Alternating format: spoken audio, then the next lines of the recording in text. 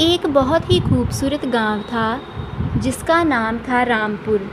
रामपुर गांव में एक गरीब किसान और उसकी पत्नी रहते थे जिनका नाम गोपाल और रीमा था।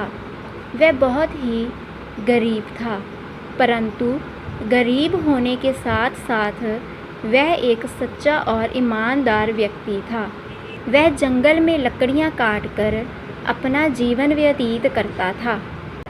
एक दिन वह जंगल में लकड़ियां काट रहा था तो वहाँ पे एक बूढ़ा आदमी आया।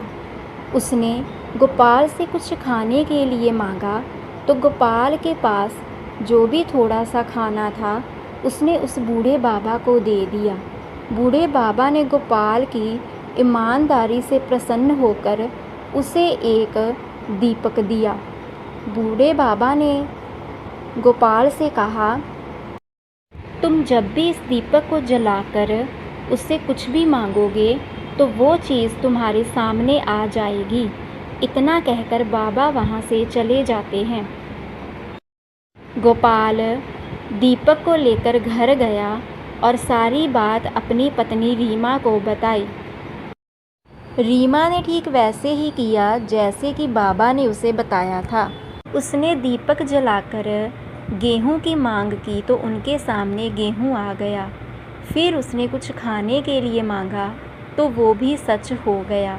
इसी प्रकार जब भी उन्हें कुछ चाहिए होता था तो वह दीपक जलाकर उससे कुछ भी मांगते तो उनके सामने वो चीज़ प्रकट हो जाती।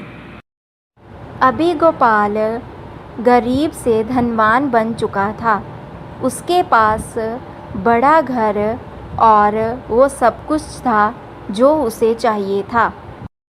एक दिन गोपाल घर में चाय पी रहा था तो बाहर से कुछ आवाज़ आई।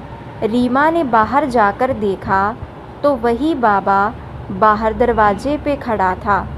उसने रीमा से कुछ खाने के लिए मांगा तो रीमा ने उसे कुछ भी खाने के लिए ना देकर उसे वहाँ से चले जाने को कहा तो वह बाबा वहाँ से चुपचाप चला गया।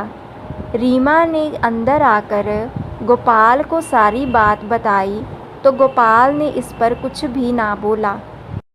गोपाल ने रीमा से कुछ खाने के लिए मांगा। रीमा ने दीपक को जलाया और कुछ खाने के लिए मांगा तो इस बार दीपक नहीं जला।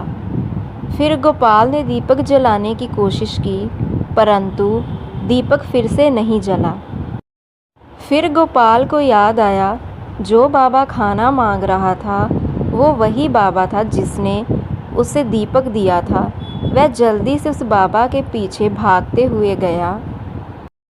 उसने बाबा से माफ़ी मांगी और कहा कि वह उसके साथ घर चले, वह उसे खाना खिलाएगा।